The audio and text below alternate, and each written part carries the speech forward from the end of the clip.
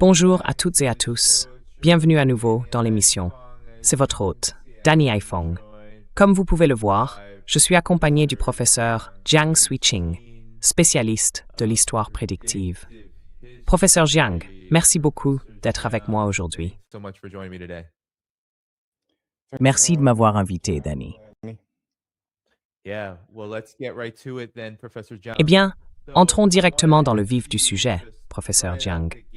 Je voulais vous demander d'emblée, dans vos précédentes émissions et interventions, vous avez affirmé que l'Empire américain perdrait la guerre contre l'Iran avant même qu'elle ne commence. Eh bien, nous en sommes maintenant à plus de 13 jours. Et je voudrais savoir si, selon vous, nous assistons à la réalisation de vos prédictions en temps réel. Que pensez-vous des propos de Trump aujourd'hui, affirmant que l'Iran serait en réalité sur le point de se rendre, alors que nous voyons, je peux montrer certaines de ces images, des responsables iraniens, le président iranien, le ministre iranien des Affaires étrangères, tous dans les rues lors de la journée d'Al-Quds, sans escorte de sécurité. Parlez-nous de vos prévisions sur la manière dont cette guerre va évoluer. Et dites-nous si, selon vous, elle commence à se confirmer.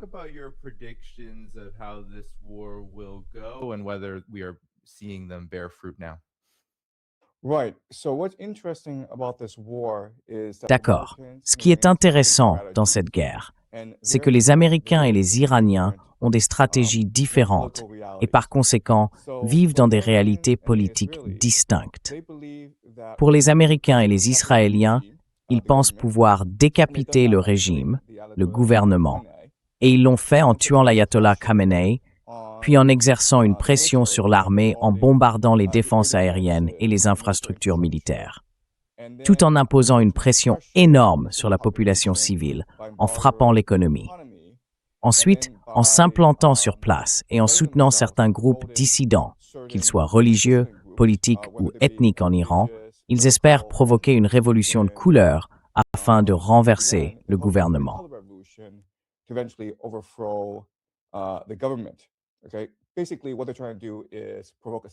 En gros, ce qu'ils essayent de faire, c'est de provoquer une guerre civile en Iran. C'est la stratégie américaine.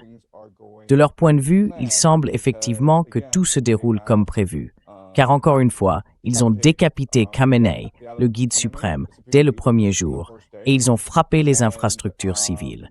Ils ont détruit ces dépôts de pétrole à Téhéran. Vous avez peut-être vu les images des nuages noirs et du ciel assombri au-dessus de la ville ces derniers jours. Ils imposent également un embargo à l'économie iranienne, donc ils estiment que tout se passe selon le plan. Il est aussi question qu'ils arment des insurgés. Du point de vue iranien, leur stratégie est très différente. Ils comprennent que la base même de l'Empire américain est en réalité l'économie mondiale.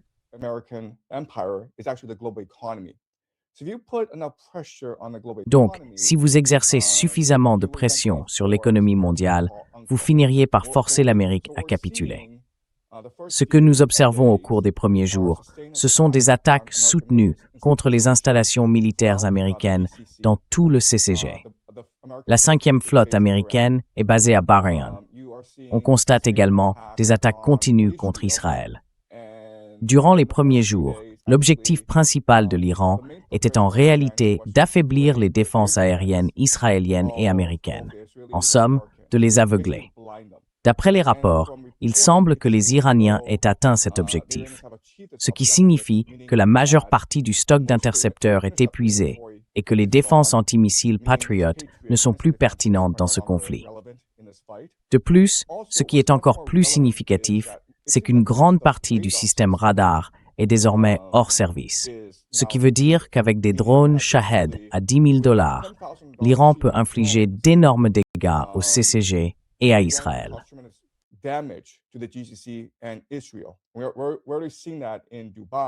Nous voyons déjà cela à Dubaï, où des aéroports, des banques et des centres de données sont attaqués. Maintenant, un avantage majeur que l'Iran possède et que les Américains n'ont pas, c'est que les Iraniens sont capables de calibrer leurs attaques. Ce que je veux dire par là, c'est que les Américains interviennent avec une stratégie de choc et d'effroi. Ils essaient de détruire le plus de choses possible, alors que les Iraniens, eux, cherchent réellement à identifier les points de pression dans le CCG. Leur objectif est donc de détacher le CCG de l'Empire américain. Ils essayent de provoquer de l'instabilité au sein de ces différents royaumes, que ce soit à Bahreïn, aux Émirats arabes unis ou en Arabie saoudite. En somme, ils cherchent à susciter un soulèvement civil contre ces monarchies du Golfe.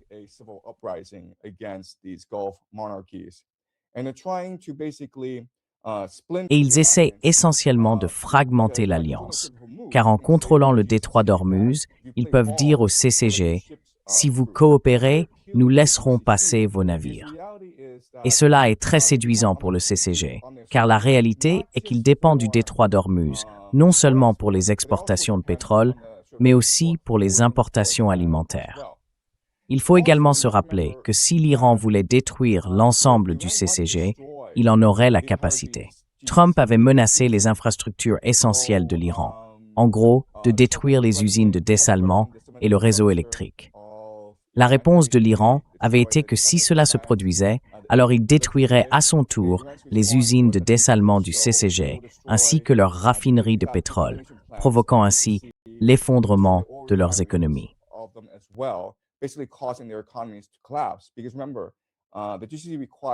Souvenez-vous que le CCG dépend des usines de dessalement pour environ 60% de son approvisionnement en eau douce, ce qui signifie qu'il ne dispose pas d'une source naturelle d'eau douce.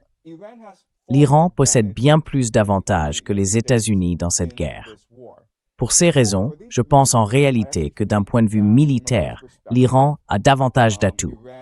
D'un point de vue politique, c'est le jour et la nuit, car cette guerre est extrêmement impopulaire aux États-Unis. Environ les 3/4 des Américains ne soutenaient pas une frappe contre l'Iran.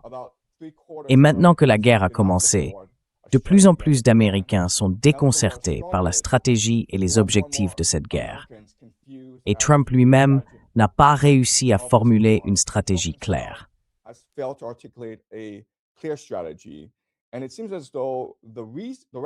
Et il semble que la justification de cette guerre change chaque jour. Peut-être qu'au début, il s'agissait de manifestations, puis c'est devenu une question d'armes nucléaires. Et maintenant, ce serait parce qu'Israël allait soi-disant attaquer en premier et que l'Iran allait riposter contre les États-Unis et Israël. Par conséquent, les États-Unis ont dû anticiper la frappe préventive d'Israël. D'un point de vue politique, en ce moment, l'Amérique est une nation très divisée, alors qu'en Iran, c'est tout le contraire. Souvenez-vous, le premier jour, un missile Tomahawk américain a frappé une école de filles dans le sud, tuant environ 170 écolières. Il s'agissait de jeunes filles de l'école primaire.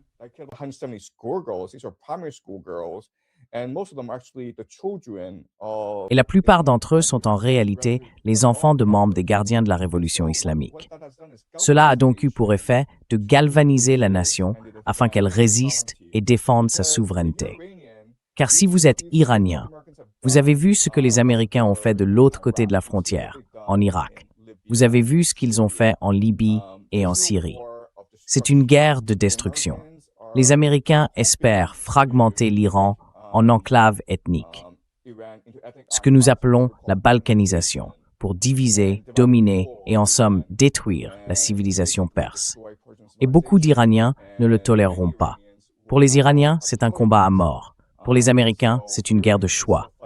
D'un point de vue militaire et politique, l'Iran a l'avantage.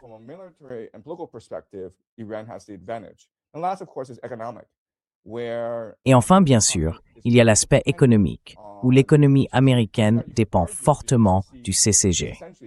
En réalité, on pourrait dire que le CCG est essentiellement la pièce maîtresse de l'Empire américain, car ce qu'il fait, c'est vendre du pétrole en pétrodollars, puis recycler ces pétrodollars dans le marché boursier américain. Et bien sûr, les monarchies du Golfe font cela parce que l'Amérique leur assure une protection militaire.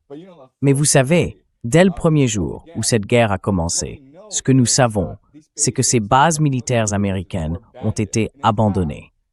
En fait, les soldats ont enfilé des vêtements civils et sont allés se cacher dans des hôtels. Et c'est pour cela que l'Iran frappait ces hôtels. Ainsi, ces 12 monarchies sont désormais contraintes de reconsidérer leur vassalité envers l'Empire américain. Ce que nous observons, je pense, c'est très clairement l'effondrement de l'Empire américain.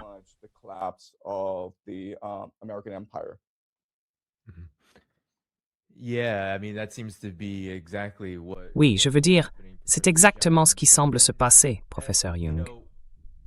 Mais alors, vous savez, selon vous, qu'est-ce qui se cache derrière l'administration Trump et l'Empire américain qui s'engage à fond en disant qu'ils vont poursuivre cette guerre jusqu'à nouvel ordre? On dirait que c'est un piège qu'ils ont eux-mêmes créé. Nous savons qu'il y a beaucoup d'intérêts liés à la guerre. Nous savons que l'Empire américain est fondé sur la guerre et que la guerre est censée enrichir certaines personnes. La guerre est censée garantir l'expansion d'un empire, et on pourrait continuer ainsi.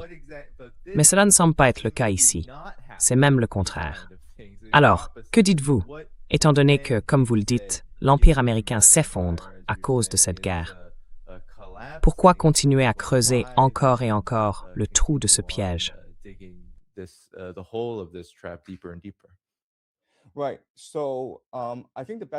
D'accord. Je pense que la meilleure explication à la fois du déclenchement de cette guerre et de la manière dont elle évolue réside dans une combinaison létale et toxique d'hubris et de désespoir. Laissez-moi prendre un peu de temps pour expliquer ce que je veux dire, d'accord? Le fondement même de l'Empire américain repose sur ce qu'on appelle la thèse du Heartland de Mackinder, qui a en réalité été élaborée par les Britanniques. La Grande-Bretagne était une île avec une population relativement réduite, et pour contrôler le monde, elle devait dominer les mers. Elle a donc construit la plus grande marine du monde, et s'est assurée que cette flotte soit la plus puissante de toutes. En fait, elle était conçue pour pouvoir vaincre les deux plus grandes puissances navales suivantes réunies.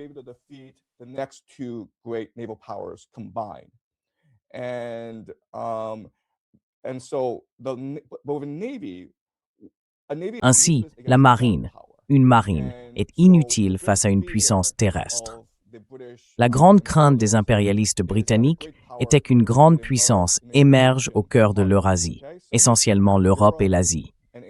À cette époque, plusieurs candidats pouvaient unifier le cœur continental eurasiatique et créer un système commercial continental qui aurait annulé la puissance navale britannique.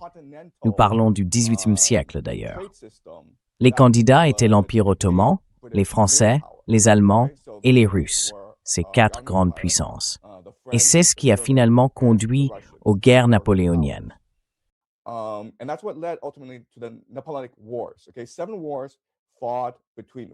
Sept guerres ont été menées entre la France et les Britanniques, ainsi que leurs alliés.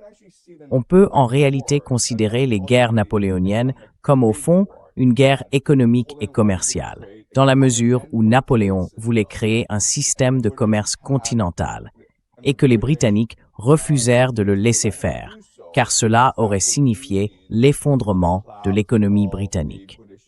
Les Britanniques disposaient en quelque sorte d'une machine à imprimer infinie, appelée la Banque d'Angleterre. Ils ont financé l'Europe pour combattre Napoléon à 7 reprises. Ils ont perdu 6 fois, mais ont fini par l'emporter. Ils n'avaient pas le choix, car l'économie britannique, comme l'économie américaine, est essentiellement un système de type pyramidal. Ils ont donc dû continuer à financer les guerres jusqu'à ce qu'ils battent enfin Napoléon.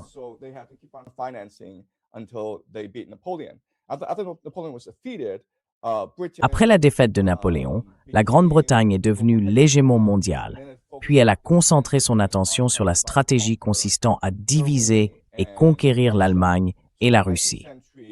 Au XIXe siècle, la Grande-Bretagne s'est engagée dans ce qu'on a appelé le grand jeu avec la Russie, une rivalité portant sur l'Asie centrale, car, encore une fois, la Grande-Bretagne ne pouvait pas se permettre que la Russie unifie le cœur continental.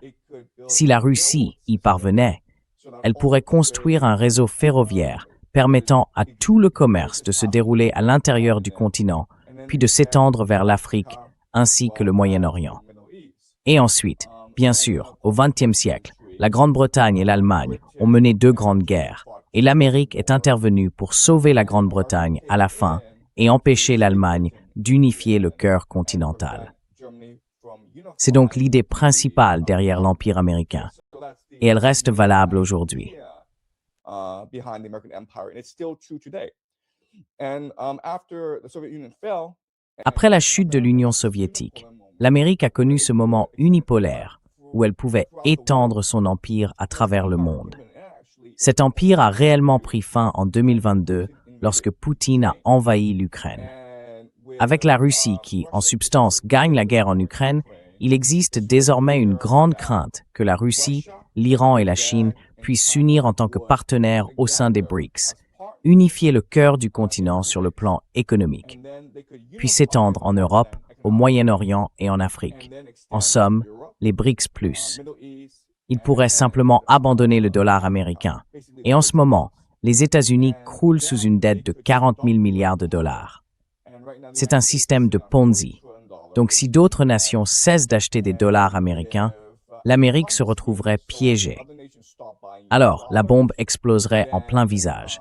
L'économie américaine s'effondrerait et on verrait une révolution éclater dans les rues des États-Unis.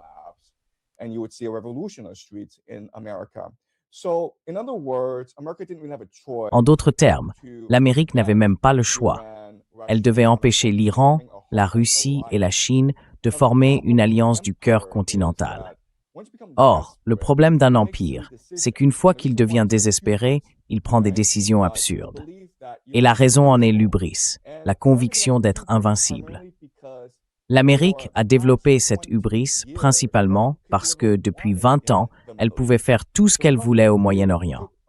En 2003, il a suffi à l'Amérique de 2 semaines pour écraser l'Irak, avec très peu de pertes et un immense soutien politique sur le plan intérieur.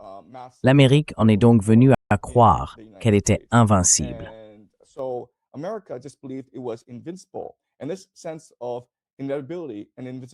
Et ce sentiment d'inévitabilité et d'invincibilité s'est enraciné dans tout le Moyen-Orient parce que l'Amérique, même si elle a connu quelques perturbations, restait triomphante en Libye, en Syrie, en gros, dans tout le Moyen-Orient. Et donc, de leur point de vue, quelle est la différence entre, vous savez, l'Irak et l'Iran, n'est-ce pas? Même nom, juste une lettre différente. Et c'est là qu'intervient l'idée d'hubris. Et cette hubris a essentiellement aveuglé Donald Trump par arrogance au Venezuela. Parce que souvenez-vous, en janvier, le 3 janvier, les forces ont déferlé sur Caracas et ont essentiellement enlevé Maduro. Et il n'y a pas eu de pertes américaines. C'était un miracle de l'armée américaine.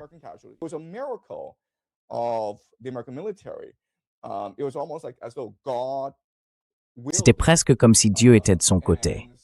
Et cela rendit Trump extrêmement arrogant, le convainquant probablement qu'il pouvait faire tout ce qu'il voulait, puisqu'il disposait de l'armée la plus puissante du monde. Il ordonna donc essentiellement l'invasion, l'attaque contre l'Iran, en croyant qu'une frappe de décapitation, dès le premier jour, provoquerait l'effondrement du régime, tant celui-ci était détesté par la population. Souvenez-vous, il y avait aussi des manifestations en Iran à cette époque. Ce fut donc une grave erreur de calcul, causée par une combinaison mortelle d'hubris et de désespoir. L'hubris parce que l'Empire se croyait invincible, et le désespoir parce qu'il estimait n'avoir d'autre choix que de déclencher cette guerre pour maintenir son hégémonie à travers le monde.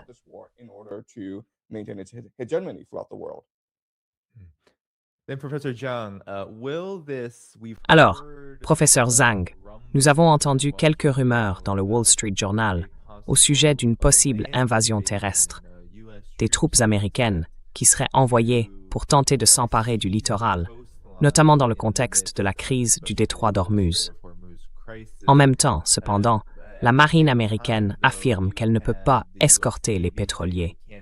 Il y a des rapports, pas encore confirmés, selon lesquels l'USS Lincoln aurait dû battre en retraite après avoir été touché, et l'USS Gerald Ford aurait connu des incendies mystérieux. Et puis bien sûr, les pétroliers abattus au-dessus de l'Irak au cours des dernières 24 heures. Mais voyez-vous des troupes américaines entrer en Iran pour envahir le pays? Et si oui, pouvez-vous nous en faire une analyse selon la théorie des jeux?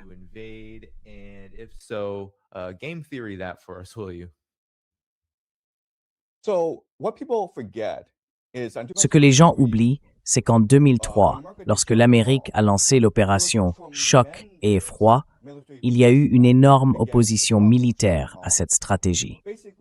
Donald Rumsfeld, alors secrétaire à la Défense, et son adjoint, Paul Wolfowitz, pensaient que l'Amérique pouvait intervenir avec la puissance aérienne et très peu de troupes au sol, en décapitant rapidement le régime, en détruisant ses centres de commandement et de contrôle. Ils croyaient que les États-Unis pouvaient le faire à moindre coût et rapidement. Mais l'ensemble des chefs d'état-major interarmés, les généraux qui savaient réellement ce qu'ils faisaient, étaient opposés à ce plan. Ils le jugeaient insensé. Cela allait à l'encontre de siècles de doctrine militaire.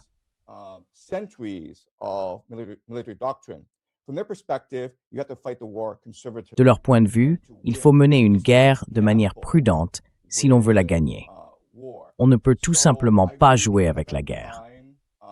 Je crois qu'à cette époque, ils sont intervenus avec environ 100 000 soldats, alors que le comité des chefs d'état-major interarmés avait en réalité demandé un demi-million d'hommes, estimant que c'était ce qu'il fallait pour l'emporter. Cela s'est transformé en bataille politique. Et au final, Rumsfeld et Wolfowitz ont eu gain de cause. Leur pari a rapporté d'énormes dividendes. Et depuis, l'Amérique a adopté sa politique de choc et effroi. Le problème du choc et effroi, cependant, c'est que les gens oublient qu'en 2003, l'Irak ne disposait d'aucune défense aérienne. Il n'avait aucun moyen réel de se protéger contre une invasion américaine.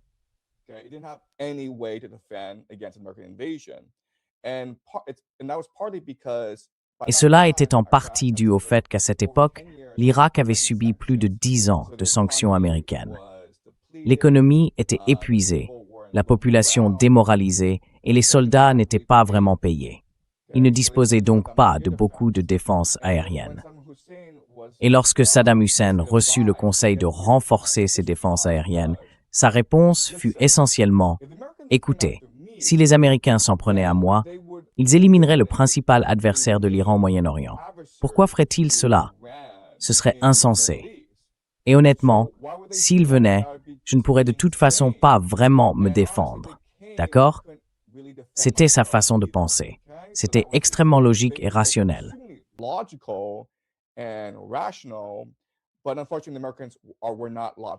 Mais malheureusement, les Américains n'étaient ni logiques ni rationnels, parce qu'ils sont un empire. Les gens oublient que 2003 était une anomalie. Ce n'était pas une vraie guerre. Mais cette guerre en Iran est une vraie guerre. Et dans une vraie guerre, il faut utiliser des troupes au sol. Pourquoi? Parce que la défense aérienne est conçue pour se défendre contre les attaques aériennes. Donc, la manière de contrer la défense aérienne, c'est en réalité avec des troupes au sol. D'accord? Dans une vraie guerre, les troupes au sol sont l'essentiel, l'infanterie est l'essentiel de votre armée. Les Américains ont vécu dans un monde de fantasmes pendant les 20 dernières années, et maintenant, ils doivent s'adapter au monde réel s'ils veulent gagner cette guerre.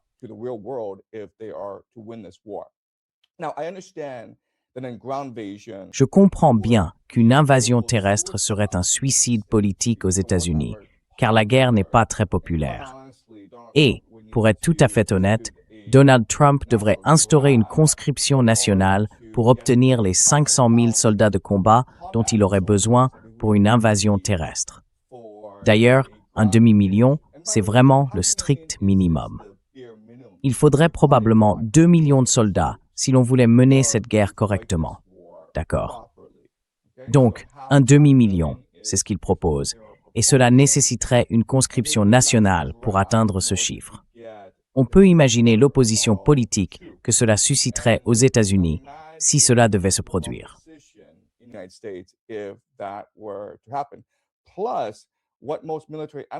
De plus, ce que la plupart des analystes militaires vous diraient, c'est que l'Amérique n'est pas équipée pour combattre l'Iran, car l'Iran est une forteresse montagneuse. Les États-Unis n'ont ni les chaînes logistiques, ni la capacité de production, ni les stocks nécessaires pour lancer une invasion terrestre de plusieurs années contre l'Iran sur plusieurs fronts, d'accord?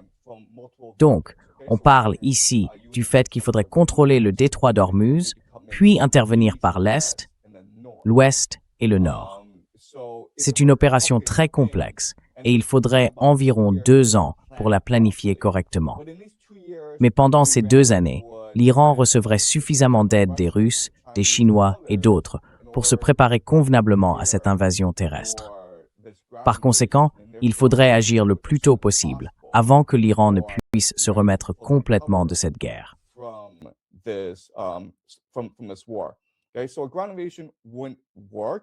Donc, une invasion terrestre ne fonctionnerait pas, mais ils doivent la mener s'ils veulent réellement gagner cette guerre. Maintenant, je comprends qu'il y a des gens qui disent « Pourquoi ne pas simplement déclarer la victoire, rentrer chez nous et mettre fin à cette guerre ?» Ce n'est pas aussi simple que ça, d'accord? Lorsqu'une guerre commence, elle développe sa propre dynamique. Alors, laissez-moi vous expliquer cela en utilisant la théorie des jeux. Que se passerait-il si Donald Trump disait « Vous savez quoi? Nous avons eu Al-Qaïda. Nous avons détruit leur programme d'armes nucléaires. Nous avons détruit leur programme balistique. Nous avons rendu le monde sûr pour Israël. Rentrons simplement à la maison, les gars. Au revoir, à plus tard. » Voici ce qui se passerait.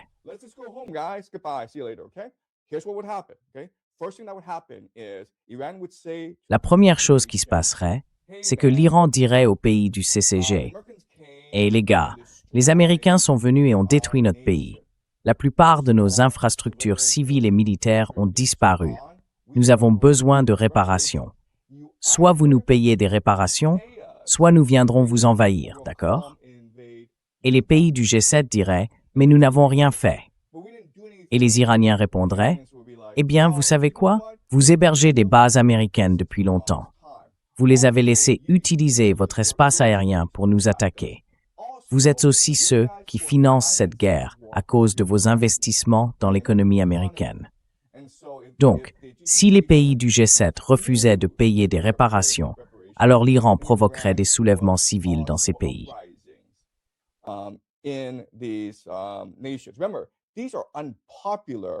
Souvenez-vous, il s'agit de monarchies impopulaires et corrompues dans le CCG.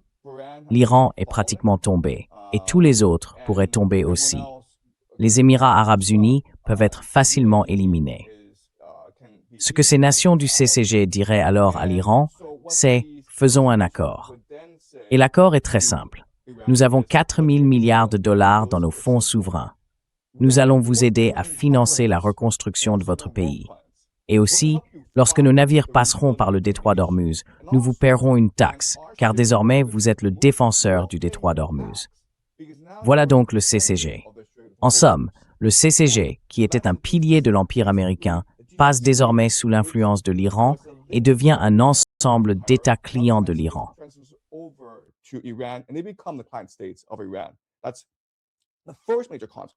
C'est la première grande conséquence. La deuxième grande conséquence, c'est que si vous êtes le Japon ou la Corée du Sud, vous avez depuis très longtemps acheté des bons du Trésor américain à un prix gonflé. En gros, vous payez un impôt, un tribut à l'Empire américain afin de vous assurer que cet empire vous défende. Eh bien, vous venez de voir ce qui s'est passé au Moyen-Orient. Alors vous vous dites, pourquoi est-ce que je fais ça? Pourquoi est-ce que j'héberge ces bases américaines, alors que, si une guerre éclate, ces types, ces 50 000 ou 100 000 soldats américains, rentreront simplement chez eux. Donc, premièrement, partez d'ici, les gars. On ne veut plus de vous. Deuxièmement, nous n'allons plus acheter de bons du Trésor américain parce qu'il est clair que les États-Unis ne sont pas un allié fiable. D'accord?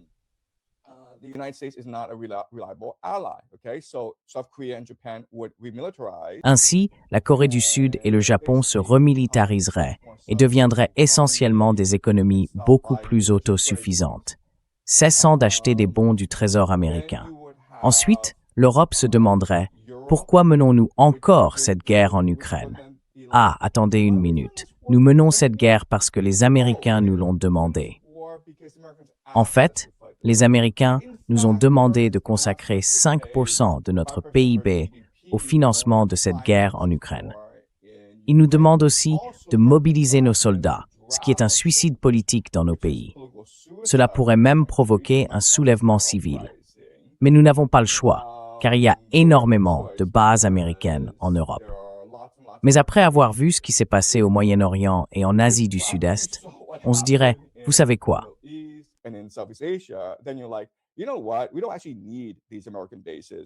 Nous n'avons en réalité pas besoin de ces bases américaines. Alors pourquoi ne rentrez-vous pas chez vous? D'accord. L'Empire américain se fait expulser de partout. Il est forcé de fermer la plupart de ses bases à travers le monde. Et vous dites, très bien, on rentre à la maison. N'est-ce pas ce que Trump disait au départ? L'Amérique d'abord. Rendre sa grandeur à l'Amérique. Oublions le reste du monde. Concentrons-nous sur l'hémisphère occidental.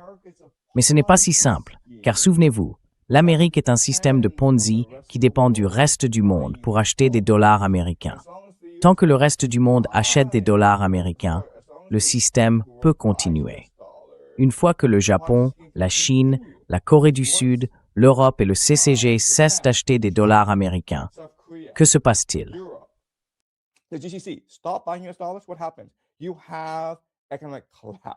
Vous avez un effondrement économique. Et une fois que vous avez un effondrement économique, vous avez un mécontentement civil. Nous parlons de quelque chose de bien pire que la Grande Dépression. Prenez la Grande Dépression et multipliez-la par 100. Vous vous approchez de la calamité qui attend l'Amérique. Il est donc tout à fait possible que si vous vous retiriez du CCG, vous déclenchiez une chaîne d'événements menant à une révolution bleue en Amérique. Et si vous faites partie de l'élite américaine, vos options sont d'attendre que la révolution se produise tôt ou tard, ou d'envoyer des troupes au sol et d'espérer, priez Dieu, que vous puissiez d'une manière ou d'une autre maintenir votre empire. Oui.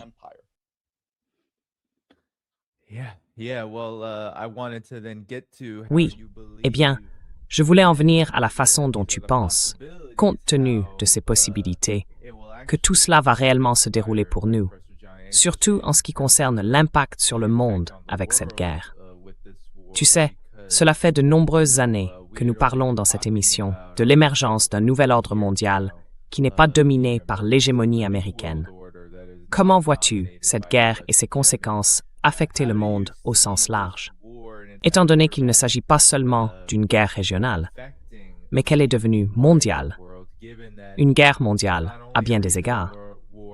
Et tu as parlé du fait que ce n'est pas seulement un prélude, mais en réalité une partie d'un scénario de Troisième Guerre mondiale dans lequel nous sommes déjà engagés.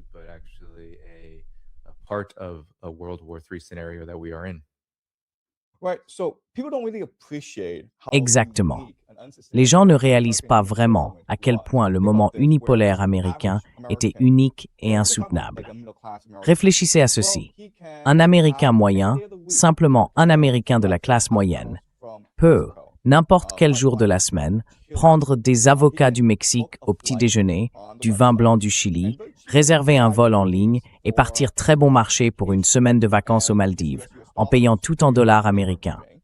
Il peut aller en Europe pour l'été, utiliser Internet et communiquer avec des gens partout dans le monde. Et cela est insoutenable, car une grande partie repose sur la croyance des gens que l'Empire américain est invincible et qu'ils n'ont donc pas d'autre choix que d'être les vassaux de cet empire. C'est cela qui maintient ce moment unipolaire.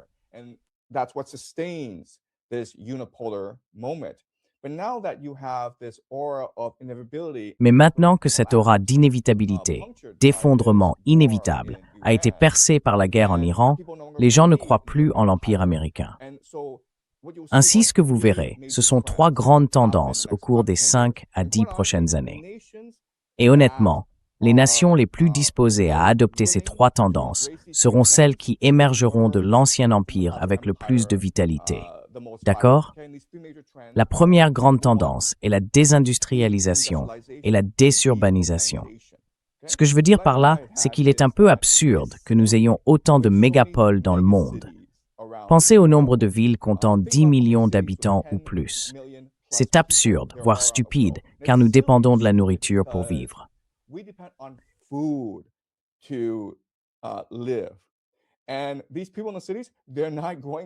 Et ces gens dans les villes, ils ne produisent pas de nourriture. Leur nourriture, ils l'obtiennent en l'importing, soit de l'étranger, soit d'autres régions du pays. Donc on a essentiellement une spécialisation de l'agriculture à l'échelle mondiale, où chaque nation se consacre à une seule chose, une culture de rente, par exemple, la banane ou l'avocat, peu importe. Mais c'est vraiment absurde de faire ça. On ne peut le faire que tant qu'on dispose de pétrole bon marché, car le pétrole bon marché fournit les engrais nécessaires à la production alimentaire, mais il permet aussi de transporter cette nourriture à travers le monde. Mais encore une fois, tout repose sur le pétrole bon marché. Que se passe-t-il quand le pétrole bon marché disparaît? Eh bien, on se retrouve avec des problèmes d'approvisionnement alimentaire. D'accord?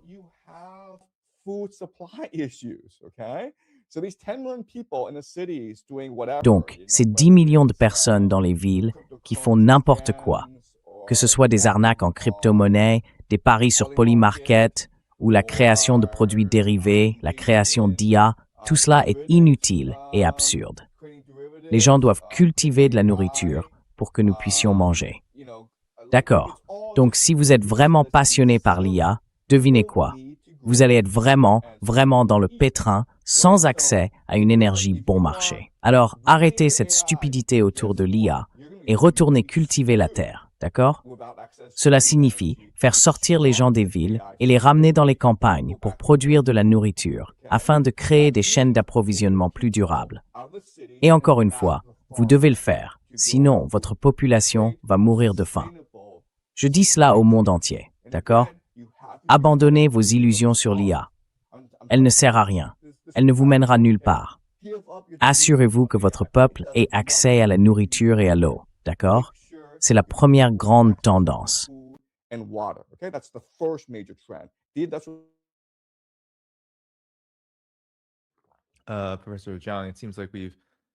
Professeur John, on dirait qu'on vous a perdu. Vous disiez, assurez-vous de vous préparer à cultiver de la nourriture. Concentrez-vous sur la nourriture. Mais votre image s'est figée. Si vous m'entendez, essayez peut-être d'actualiser votre navigateur, puisque vous êtes figé. Ah, vous revoilà. Très bien. Tu es de retour. Ouais. Donc, j'ai un point de base, à savoir que la désindustrialisation et l'urbanisation nécessitent une énergie bon marché. Une fois que vous perdez l'accès à une énergie bon marché, vous devez vous préoccuper du maintien de réseaux d'approvisionnement alimentaire durables. Cela signifie qu'il faut renvoyer des gens à la campagne pour cultiver de la nourriture afin de nourrir la population. Cela doit être fait. C'est mon premier point. Ma deuxième tendance, la deuxième tendance très importante, est l'idée de remilitarisation, c'est-à-dire que dans l'avenir, les gens vont se battre pour les ressources. Il faut donc remilitariser la population.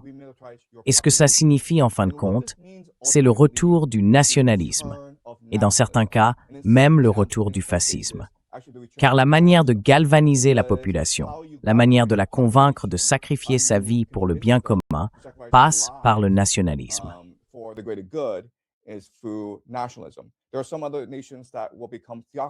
Il y a d'autres nations qui deviendront des théocraties, adoptant la foi religieuse. Mais cette idée de diversité multiculturelle et mondiale, DEI, toutes ces absurdités, doit disparaître. Il faut simplement s'en débarrasser. Plus de diversité, plus de multiculturalisme. Concentrons-nous sur ce que nous sommes en tant que peuple et sur la nécessité d'être unis afin de défendre notre nation.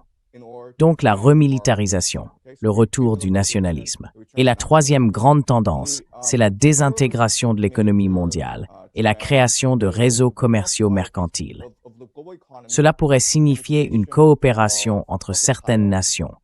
Et c'est ce que nous devrions voir en Europe, où le continent deviendrait son propre bloc commercial et ne traiterait plus avec le reste du monde.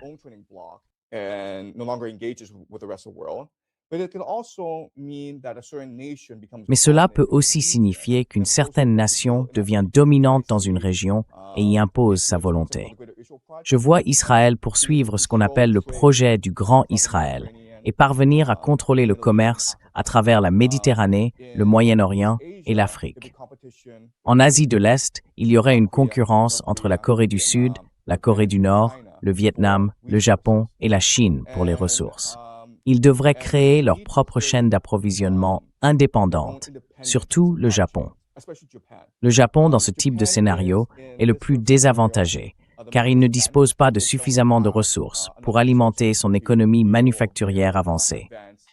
Nous pourrions donc voir un Japon très agressif et remilitarisé au cours des prochains mois.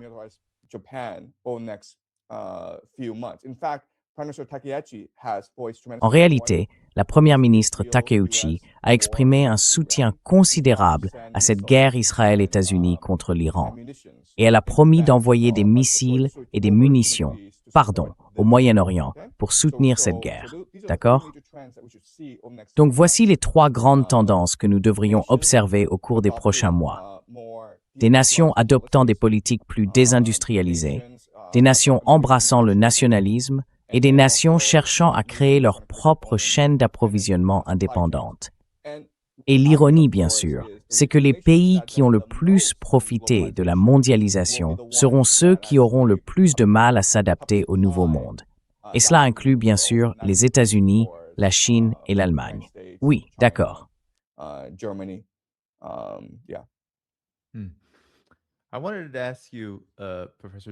Je voulais vous demander, professeur Zhang, vous avez fait un commentaire à propos du Grand Israël et de la tentative de le réaliser. Où en est-on selon vous aujourd'hui, étant donné que l'Iran ne semble pas au bord de l'effondrement? Son gouvernement paraît tout à fait intact, et même l'Occident collectif le reconnaît.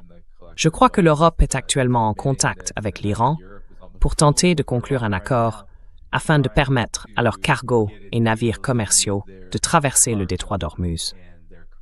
Mais en même temps, Israël est en plein combat avec le Hezbollah, et une partie du projet du Grand Israël inclurait également l'Irak. Nous voyons la résistance à battre des avions ravitailleurs. Il y a donc clairement une opposition à cela. Et nous n'avons même pas encore abordé le cas du Yémen. Que se passerait-il si le Bab el-Mandeb venait à être fermé? Alors selon vous, où en est le projet du Grand Israël aujourd'hui? Et quelle forme pourrait-il prendre dans les jours et les semaines à venir?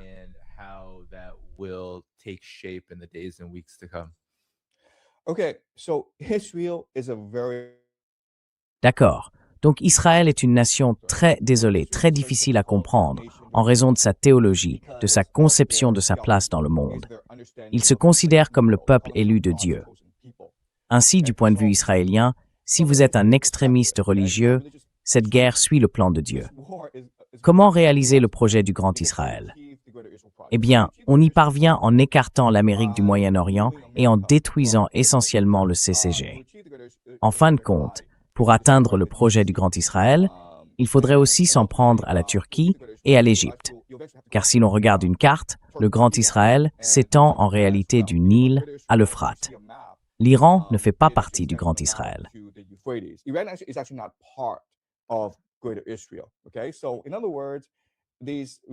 En d'autres termes, ces extrémistes religieux veulent que cette guerre au Moyen-Orient progresse, qu'elle accélère le projet du Grand Israël, qu'ils considèrent comme la promesse que Dieu leur a faite à travers leur ancêtre Abraham.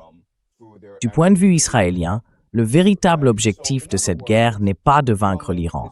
D'accord, vous voulez affaiblir l'Iran, mais il n'est pas vraiment possible, pour une petite nation, de vaincre l'Iran. Alors, quels sont vos véritables objectifs militaires? Eh bien, tout d'abord, c'est de détruire l'Empire américain et de forcer les Américains à quitter le Moyen-Orient. C'est de détruire l'Arabie saoudite, car une partie de ce pays est en réalité incluse dans le projet du Grand Israël, et d'entraîner la Turquie dans cette guerre, car le sud de l'Anatolie, la Turquie, est également considéré comme faisant partie du projet du Grand Israël.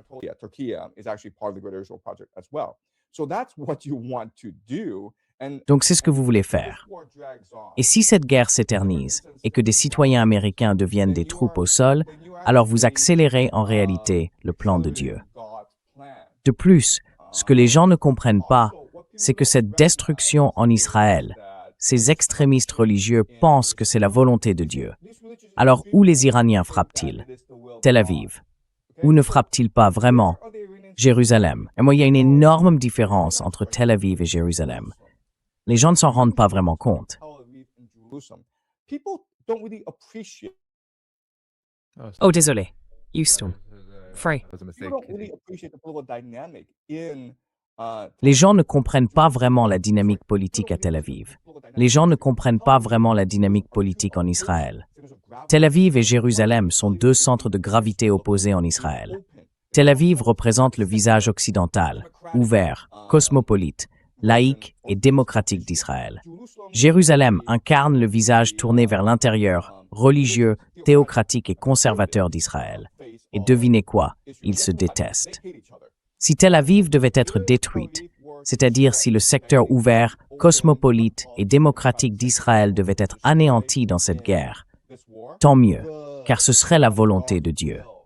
Dieu ne veut pas de ces Juifs occidentaux et ouverts en Israël.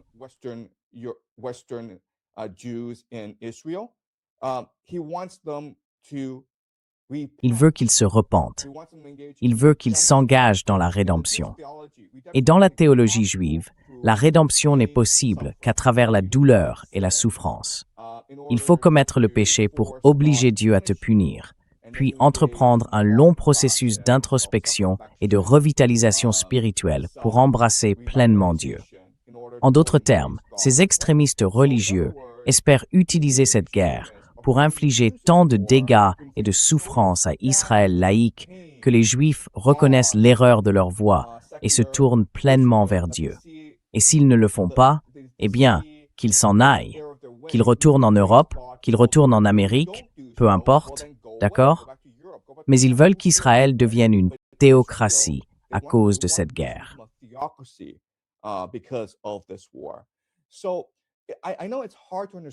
Je sais que c'est difficile à comprendre, parce que la plupart d'entre nous ne sont pas religieux.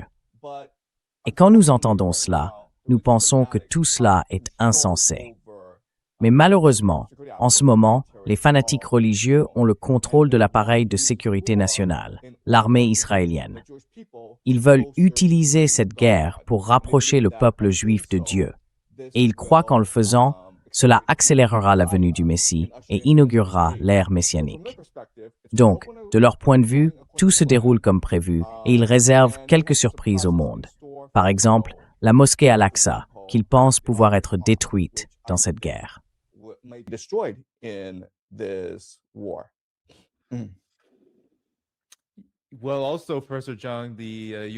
Eh bien, professeur Zhang, l'armée américaine a également été touchée par ce type d'extrémisme religieux. Vous avez probablement vu les rapports. Plus de 200 plaintes ont été déposées auprès de la Military Religious Freedom Foundation par des soldats américains affirmant qu'on leur avait dit que cette guerre faisait partie du plan divin de Dieu. Il y a eu de multiples références au livre de l'Apocalypse, à l'Armageddon et au retour imminent de Jésus-Christ à cause de cette guerre. Donc, vous savez, je pense que beaucoup de gens sont intéressés, professeur Zhang, d'entendre votre point de vue sur la façon dont cela s'est produit, cette montée de l'extrémisme religieux que nous observons. Et quand on parle d'Israël et bien sûr de l'Occident collectif, la situation ne cesse d'empirer, contrairement à la manière dont on perçoit souvent l'Iran, en réalité. Je me demande comment vous voyez cela influencer non seulement cette guerre, mais aussi le monde, alors que la fin de la domination unipolaire des États-Unis devient de plus en plus évidente à travers ce conflit.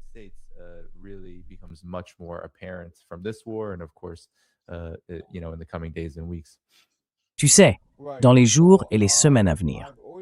Oui, donc, j'ai toujours soutenu que cette guerre est eschatologique, c'est-à-dire on ne peut pas vraiment l'expliquer uniquement à travers une perspective géopolitique. Oui, je sais que j'ai passé le début de cette discussion à parler des raisons pour lesquelles les empires doivent s'engager dans la guerre, mais il existe des alternatives à ce qu'ils font. La première alternative consiste simplement à devenir amis avec l'Iran, lever les sanctions, revenir à l'accord nucléaire de l'ère Obama et commercer avec l'Iran. Écoute, les Iraniens sont des gens pragmatiques. Ils accueilleraient favorablement les investissements américains. Ils seraient ravis d'avoir l'occasion de vendre leur pétrole à l'Amérique. Voilà ta première option. Mais si tu ne veux pas faire cela, tu peux aussi choisir une stratégie d'étranglement économique. En gros, imposer un embargo à l'Iran.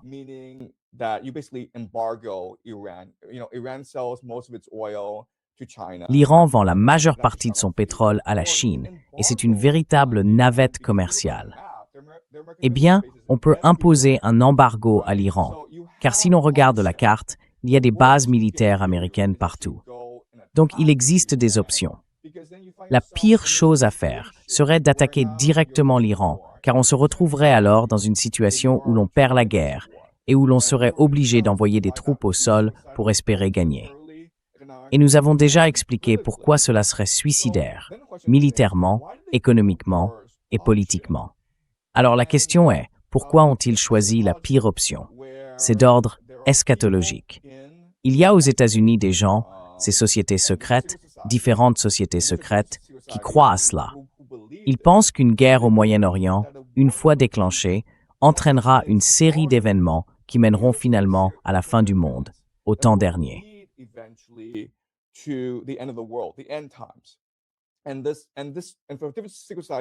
Et pour différentes sociétés secrètes, cela peut signifier différentes choses, d'accord? Ainsi, pour les francs-maçons, cela représenterait la création de la Pax Judaïca, un gouvernement mondial unique et l'essor d'un état de surveillance fondé sur l'intelligence artificielle, avec Jérusalem comme centre du monde, d'accord? Ensuite, il y a ces juifs maçonniques appelés le mouvement Chabad Lubavitch, et d'autres également, mais ce sont les plus connus. Ils croient que cette guerre déclenchera quelque chose appelé la guerre de Gog et Magog, qui serait en réalité la bataille finale de l'humanité, où le monde attaquerait essentiellement Israël. Cela provoquerait la venue du Messie, l'intervention de Dieu, en somme, et le début de l'ère messianique, où Dieu vivrait avec son peuple, les Juifs.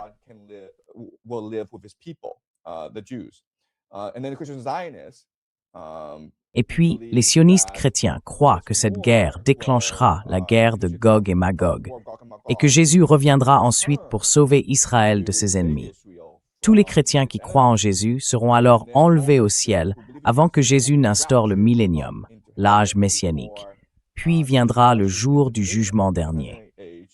Bon, je comprends que tout cela semble un peu fou, mais la plupart des gens dans le monde sont religieux. Le sionisme chrétien représente environ un quart de la population américaine. Il existe un mouvement appelé Christians United for Israel, environ 7 millions de membres, dont le seul objectif est de faire en sorte que les politiciens américains contribuent à l'avènement de la fin des temps. Et ce sont ces mêmes personnes qui financent en réalité les colonies de Cisjordanie, qui sont clairement contraires au droit international, n'est-ce pas?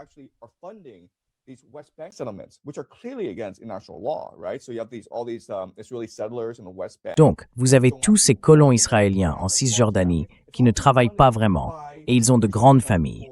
Tout cela est financé par Christians United for Israel et d'autres sionistes chrétiens. Ce plan est en marche depuis des décennies, je dirais même depuis des siècles, d'accord? Ils veulent précipiter la fin des temps. Et certaines choses vont se produire qui surprendront les gens, et cela n'a absolument aucun sens. Mais tout ça suit leur théologie, leur eschatologie, d'accord?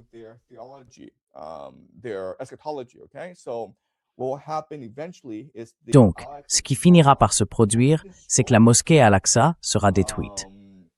Et en fait, il y a eu des discussions sur les réseaux sociaux à propos de la manière dont cela se produira. En gros, l'idée est que, depuis quelques années, ils mènent des fouilles archéologiques sous la mosquée Al-Aqsa, qui est, soit dit en passant, le troisième lieu le plus saint de l'islam. Ainsi, les fondations de la mosquée Al-Aqsa sont très instables. En gros, si un missile iranien dévie de sa trajectoire, et on ne saura pas vraiment s'il s'agit d'un missile iranien, mais bien sûr, on en accusera les Iraniens. Alors, il y aura une démolition contrôlée de la mosquée Al-Aqsa, d'accord?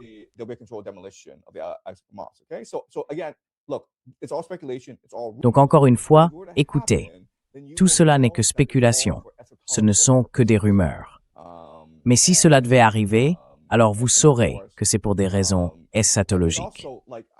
Et bien sûr, c'est difficile à comprendre pour beaucoup, mais la montée de l'antisémitisme dans le monde occidental fait aussi partie de cette eschatologie, car dans la compréhension eschatologique juive comme chrétienne, les Juifs doivent retourner à Jérusalem pour chercher la rédemption, pour chercher l'amour de Dieu. pour s'unir à Dieu. Et cela signifie essentiellement ramener la diaspora juive à Jérusalem. Or, comme vous le savez, la plupart des Juifs, beaucoup de Juifs, dans le monde occidental, mènent une vie très agréable. Ils réussissent très bien.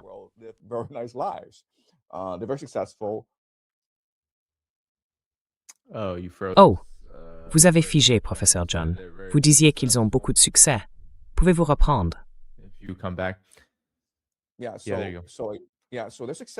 Oui, donc ils réussissent et ils ne reviendront pas volontairement. Eh bien alors, il faut les y contraindre. Et encore une fois, je sais que cela semble fou, mais souvenez-vous, cette guerre avec l'Iran est insensée. Il n'y a absolument aucune logique à la manière dont les Américains la mènent.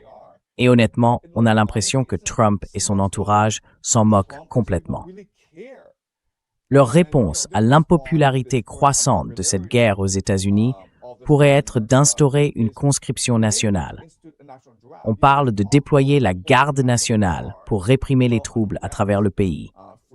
Vous savez, le cabinet de Trump s'est en grande partie installé sur des bases militaires américaines. Et les personnes qui seraient les plus responsables d'une conscription nationale et du déploiement de la garde nationale, des gens comme Pete Hegseth, Stephen Miller et Kristi Noem, se sont toutes installées sur des bases militaires américaines. Et pourquoi ferait-il cela? Il semble donc que quelque chose soit en train de se préparer pour l'Amérique.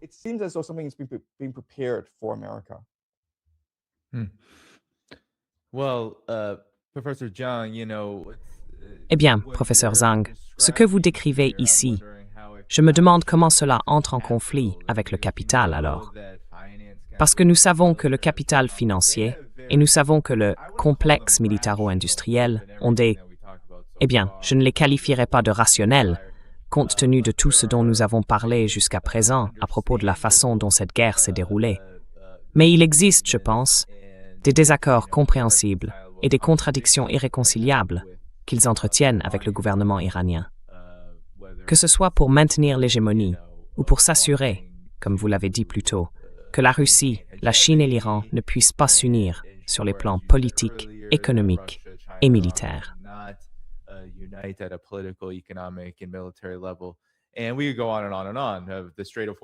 Et nous ne cessons de parler du détroit d'Ormuz, par exemple.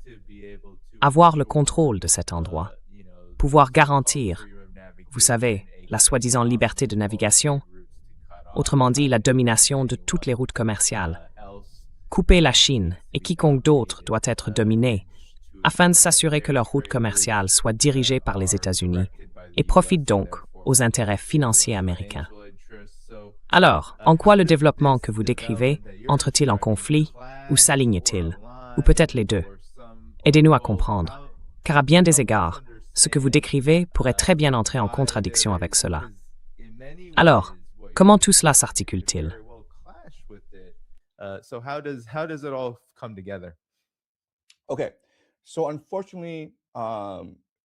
D'accord. Donc malheureusement, l'eschatologie de ces extrémistes religieux et les intérêts du capital national sont alignés. D'accord? Laissez-moi expliquer pourquoi. Cette eschatologie vient de ces occultistes qui ont passé toute leur vie à lire la Bible et à essayer d'y interpréter la providence et l'intention divine. D'accord? Ils estiment que la Bible est véritablement la parole de Dieu et que Dieu y a établi un plan. Donc, si nous parvenons à interpréter correctement ce code, nous pouvons comprendre le plan de Dieu et, par conséquent, le mettre en œuvre dans notre monde pour accélérer le retour de Dieu. Et parmi les occultistes célèbres du passé figure Isaac Newton.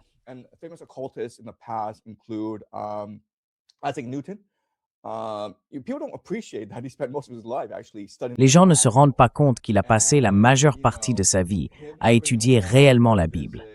Et vous savez, le fait qu'il ait créé les lois de la physique n'était en réalité qu'une fonction ou une fonction secondaire de son étude intense de la Bible, car il cherchait à comprendre l'Esprit de Dieu.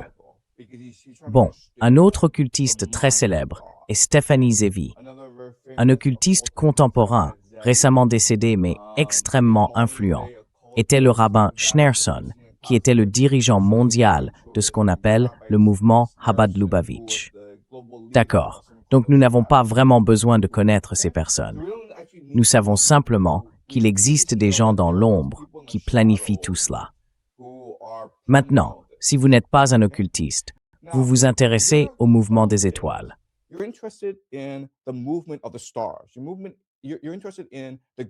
Tu t'intéresses à la grande trajectoire de l'humanité et donc tu as une certaine compréhension des schémas historiques qui se dessinent. D'accord. Donc, le monde dans lequel nous vivons, les schémas qui émergent à cause de l'Empire, c'est ainsi que tous les empires s'effondrent. Et c'est quelque chose qu'ils comprennent, d'accord? Mais de leur point de vue, ce n'est pas seulement de la théorie des jeux ou simplement la nature des empires. Pour eux, ils croient que c'est en réalité intentionnel. Donc, de leur perspective, tu ne peux pas vraiment changer le cours des événements. Mais ce que tu peux faire, c'est les accélérer, n'est-ce pas?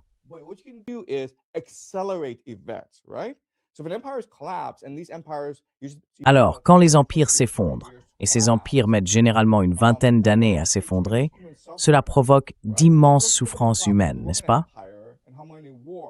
Regardez l'effondrement de l'Empire romain. Combien de guerres, combien de massacres en ont résulté? Et cet effondrement a conduit au Moyen Âge, n'est-ce pas? Environ 1000 ans, pendant lesquels la civilisation a dû se reconstituer. Eh bien, pourquoi ne pas accélérer l'effondrement d'un empire afin de construire un monde meilleur? Ne serait-ce pas une bien meilleure façon de faire les choses? Oui, cela cause beaucoup de douleur et de mort au début, à court terme, mais c'est un gain à long terme, non?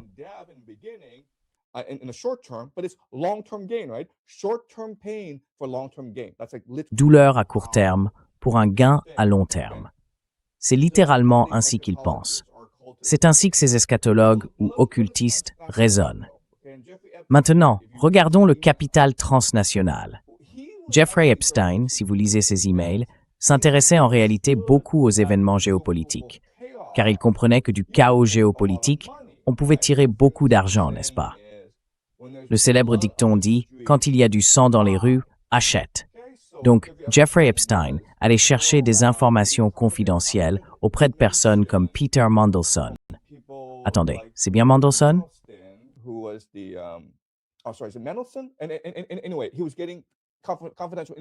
De toute façon, il obtenait des informations confidentielles de nombreuses personnes puissantes à travers le monde afin de mieux évaluer comment les événements géopolitiques allaient se dérouler. D'accord?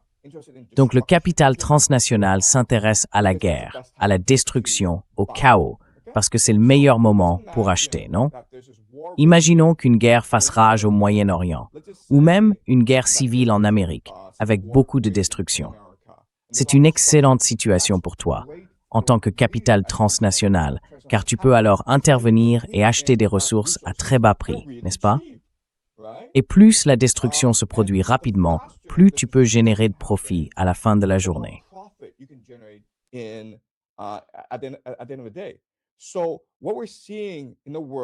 Ce que nous voyons dans le monde, c'est une alliance massive, une sorte de grande alliance, entre le complexe militaro-industriel, qui en tire le plus grand profit, ces eschatologues, ces occultistes qui veulent accélérer la fin du monde, et ces capitalistes transnationaux qui croient que lorsque le monde brûle, c'est le meilleur moment pour acheter.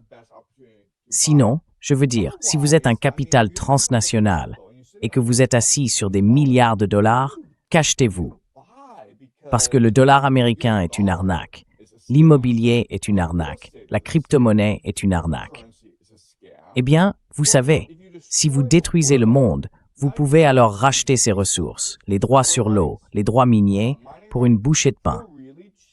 Et pendant le processus de renégociation, vous pouvez gagner beaucoup d'argent, n'est-ce pas?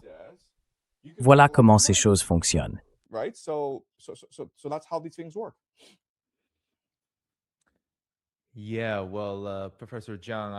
Oui, eh bien, professeur Zhang, je voulais vous demander, nous recevons des rapports selon lesquels les États-Unis, l'Empire, déploient des efforts considérables pour tenter d'atténuer les conséquences massives de cette guerre.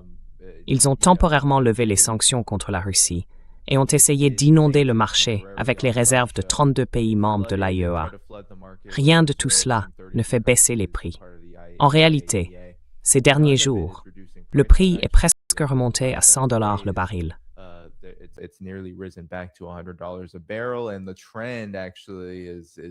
Et la tendance ne fait en réalité que monter, encore et encore.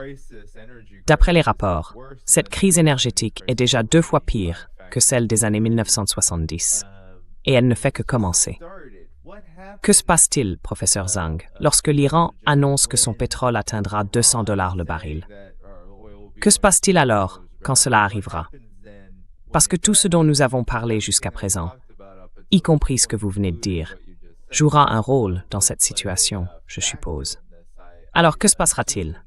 Parce que c'est une crise économique majeure que, vous savez, je ne pense pas que nous ayons vraiment affrontée auparavant, ou du moins pas à une telle échelle.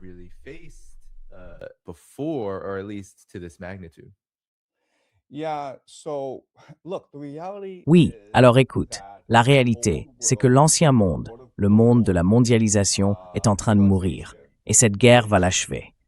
Il n'y a vraiment aucun retour possible vers cet ancien monde. Nous nous dirigeons vers un nouveau monde fait de chaos, d'instabilité et de rareté des ressources, ce qui en réalité correspond à la manière dont les humains ont vécu pendant la majeure partie de l'histoire. Si tu remontes simplement aux années 1930 et que tu regardes ce qui s'est passé à cette époque, eh bien, il est probable que le même genre de choses se produisent dans notre monde au cours des prochaines années. À court terme, ce que les gouvernements vont faire, c'est essayer de compenser le manque d'accès à une énergie bon marché. En gros, en Asie du Sud-Est, on observe davantage de travail à domicile et la tentation de la semaine de 4 jours.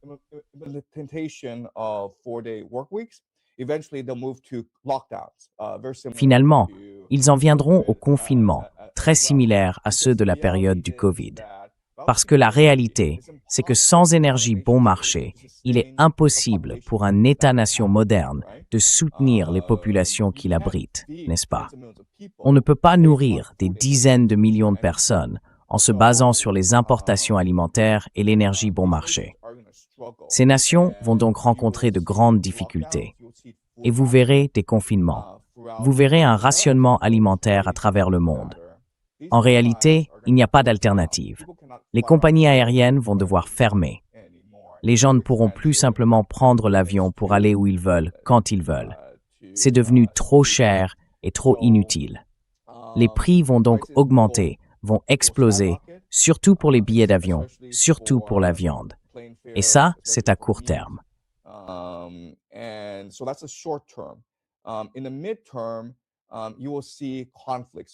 À moyen terme, vous verrez des conflits éclater partout dans le monde. Cela pourrait inclure des troubles civils, voire des révolutions politiques.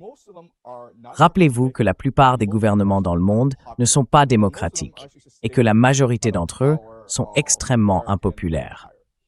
Beaucoup sont en réalité maintenus par la puissance de l'Empire américain, en particulier dans le monde islamique et en Amérique du Sud. Ainsi, une fois que l'Empire américain déclinera, une fois qu'il ne sera plus capable d'assurer un certain niveau de vie matérielle, les populations se révolteront et l'on assistera principalement à la montée de mouvements nationalistes de droite. Nous le voyons déjà en Europe, et cela ne fera que suivre une tendance naturelle. À long terme, on assistera à une remilitarisation massive et à une profonde restructuration de la société.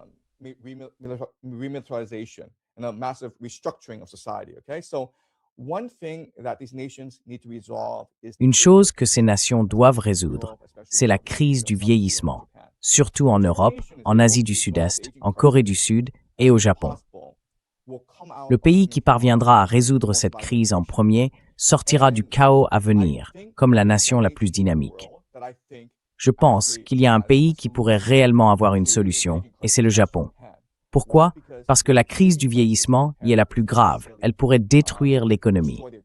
Donc, ce que je pense qui pourrait arriver, c'est que le Japon instaurera un programme national d'euthanasie. Si vous avez plus de 80 ans, vous vous porteriez volontaire pour... Je suis désolé, c'est difficile. Mais dans le monde vers lequel nous nous dirigeons, nous devons vraiment planifier à l'avance et imaginer les scénarios les plus sombres. Donc oui, ce n'est pas un tableau réjouissant.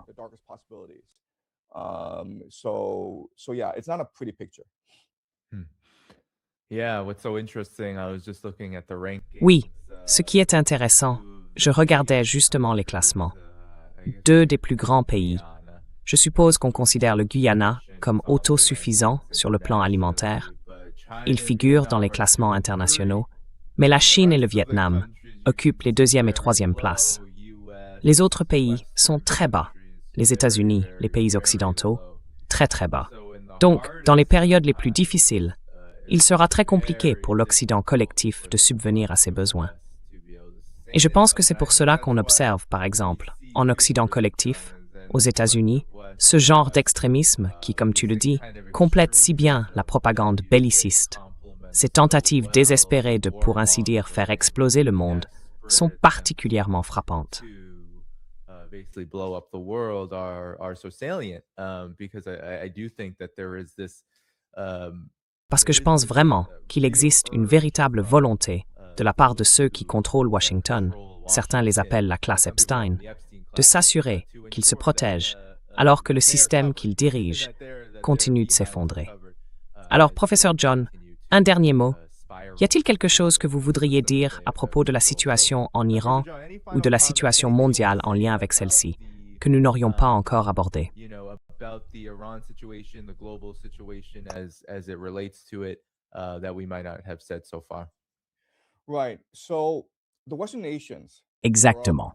North Donc, America, les nations occidentales, l'Europe, l'Amérique du Nord, sont celles qui souffrent le plus dans cette ère de tribulation. Et la principale raison, c'est que depuis 50 ans, ces nations ont connu la meilleure qualité de vie. Par exemple, si vous êtes un baby boomer, vous avez eu la meilleure vie possible. Vous avez probablement vécu mieux qu'un empereur romain. C'était donc un mode de vie totalement insoutenable. Et ces baby boomers s'accrochent à l'empire, car c'est cet empire qui leur a offert tous ces avantages matériels. Ils laissent un héritage terrible à leurs enfants et petits-enfants. Et pour être honnête, ils ne semblent pas s'en soucier.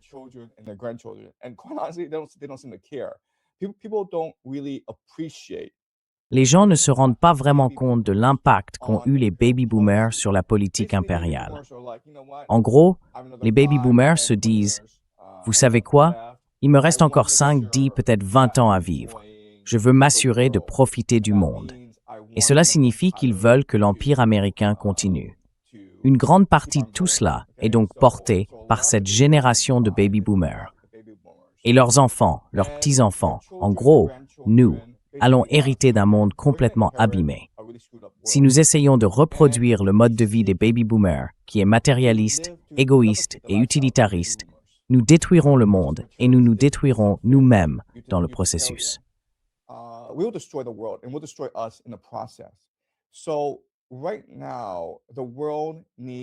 En ce moment, le monde a besoin d'un éveil spirituel et d'abandonner le consumérisme, le matérialisme et l'individualisme de la génération du baby-boom, ainsi que l'empire américain qui nous ont conduits à cette situation. Et il faut vraiment se demander, qu'est-ce qui a du sens? Qu'est-ce qui nous procure du plaisir? Qu'est-ce qui nous rend heureux? La réponse, bien sûr, c'est la famille, la communauté et le sens de la vie. Ainsi, en cette époque de tribulation, ceux qui sont les plus capables de survivre sont ceux qui s'engagent à améliorer l'humanité, essentiellement en aidant leurs voisins, en étant ouverts, généreux et bienveillants. Il n'est pas nécessaire de partir en croisière chaque été.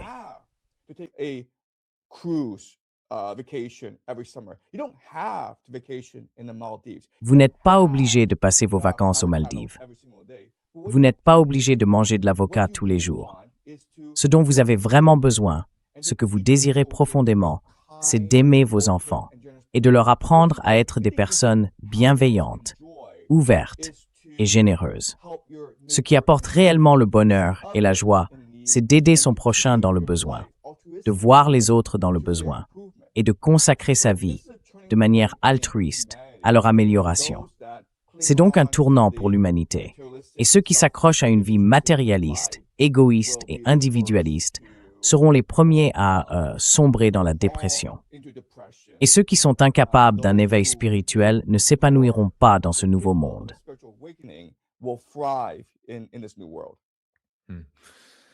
Yeah.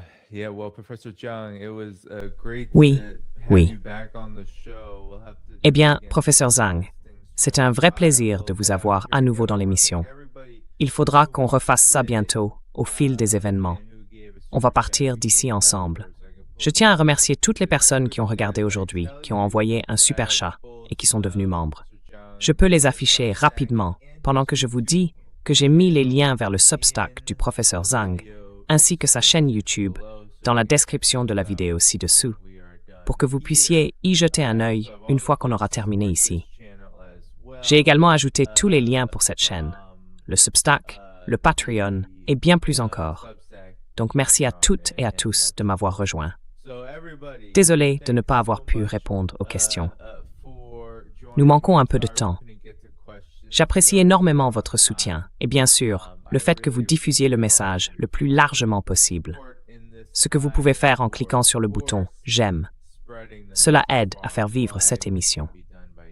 Sans plus attendre, je vous souhaite à toutes et à tous une excellente fin de semaine ou un bon week-end et nous continuerons à vous tenir informés depuis ce plateau. Très bien, portez-vous bien. Merci encore, professeur Zhang. Un dernier mot pour le public avant qu'on s'en aille. All right, take care. Thank you again, Professor Zhang. Anything you want to say to the audience as we head out of here? No, Merci pour avoir regardé. All right, D'accord, au revoir. bye.